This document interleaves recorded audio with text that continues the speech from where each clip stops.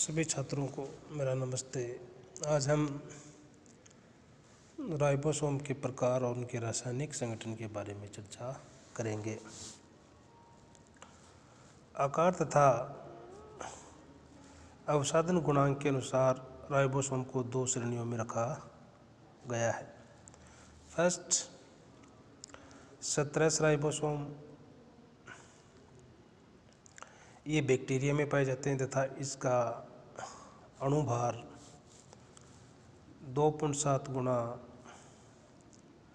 10⁻⁶ Dalton तथा गुणांक 17s Svedberg इकाई। यूकेरियोटिक कोशिका में पाए जाने वाले हरित लवकों तथा माइटोकॉन्ड्रिया में भी इसी प्रकार के राइबोसोम पाए जाते हैं। एसियस राइबोसोम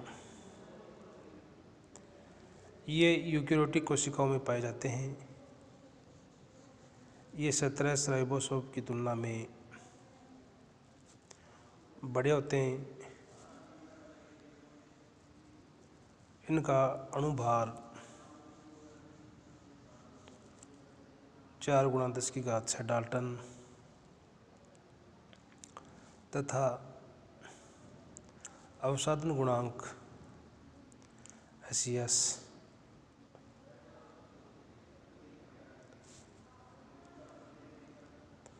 17 तथा 60s राइबोसोम कवकों की माइटोकॉन्ड्रिया में 17 तथा जंतुओं की माइटोकॉन्ड्रिया में 60 प्रकार के राइबोसोम पाए जाते हैं। राइबोसोम का रासायनिक संगठन। राइबोसोम में आरएनए तथा प्रोटीन लगभग समान अनुपात में होती हैं। 17 प्रकार के राइबोसोम में लगभग 65% आरएनए तथा एसियस राइबोसोम में लगभग 45% आरएनए पाया जाता है। राइबोसोमी आरएनए या राइबोसोमल आरएनए 3 प्रकार का राइबोसोमल आरएनए पाया जाता है। यूकेरियोटिक कोशिकाओं में ये 28S, 18S तथा 5S अवसादन गुणांक वाला होता है। राइबोसोम की 60S उप इकाई में 28S प्रकार का राइबोसोमी आरएनए पाया जाता है। इसका अणुभार 1.5 से 1.8 गुणा 10⁻⁶ डाल्टन होता है। 18 प्रकार के राइबोसोम आरएनए का अणुभार 0.8 से 1 गुणा 10⁻⁶ डाल्टन होता है तथा ये 40S उप इकाई में पाया जाता है। राइबोसोमी आरएनए का लगभग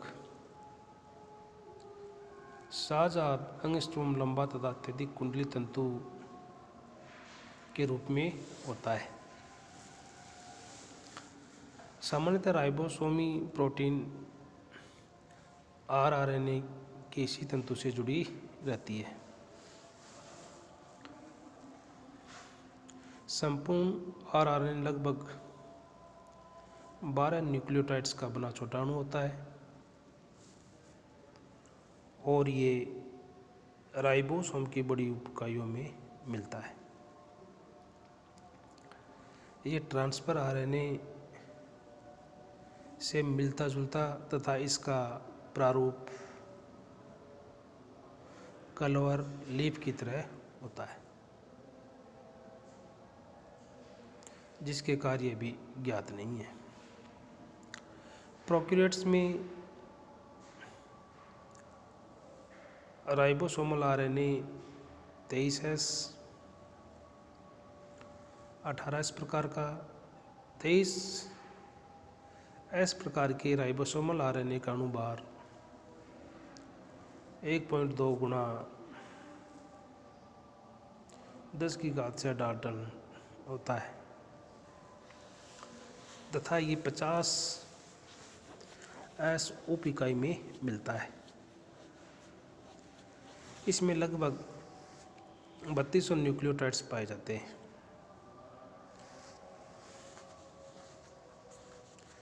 165 आरआरएनए का अणुभार यानी 16S आरआरएनए का अणुभार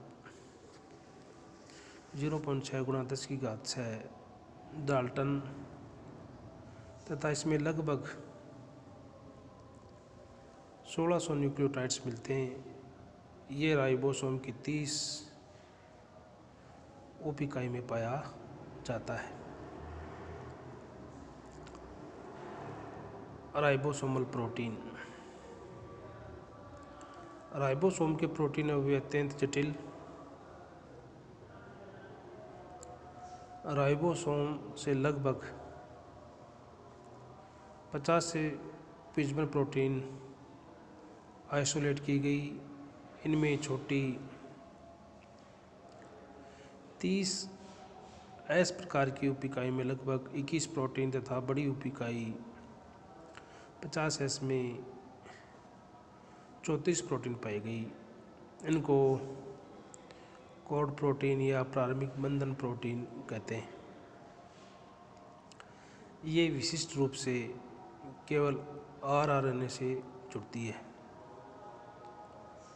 राइबोसोम विनियोजन से निष्क्रिय कॉर्ड प्रोटीन तथा आरएनए के अलावा प्रत्येक उप इकाई से अनेक दूसरी प्रोटीन मुक्त होते हैं। इनको विभक्त प्रोटीन या द्वितीयक बंधन प्रोटीन कहते हैं। विभक्त प्रोटीन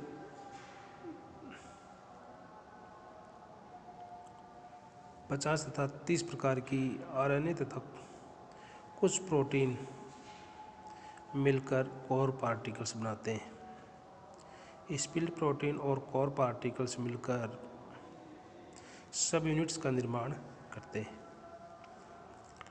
30S तथा 50S उप इकाइयों में मौजूद इन विभक्त प्रोटीन को स्पिल्ड प्रोटीन 50 तथा 30 स्पिल्ड प्रोटीन को अम्लीय प्रोटीन या क्षारीय प्रोटीन में परिभाषित किया जा सकता है। स्पिल्ड प्रोटीन 50 प्रोटीन पॉलीपेप्टाइड श्रृंखला के अति आवश्यक है। 50S प्रोटीन ट्रांसफर आरएनए के साथ बंध बनाकर पॉलीपेप्टाइड श्रृंखला में एमिनो अम्ल का विन्यास सुनिश्चित करती है। लगभग 33 विभिन्न प्रकार के 50S प्रोटीन अब तक पता चल चुके हैं, जबकि 30S प्रोटीन लगभग 20 प्रकार की है।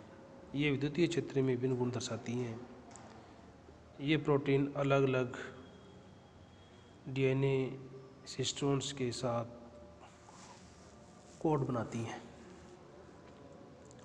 ऐसा अनुमान है कि आरएनए के फास्फेट समूह तथा प्रोटीन के एमिनो समूह के बीच विद्युत स्थैतिक बल के कारण लवणीय बंध व मैग्नीशियम कॉम्प्लेक्स बन जाते हैं, जिसके कारण आरएनए प्रोटीन से जुड़ी रहती है।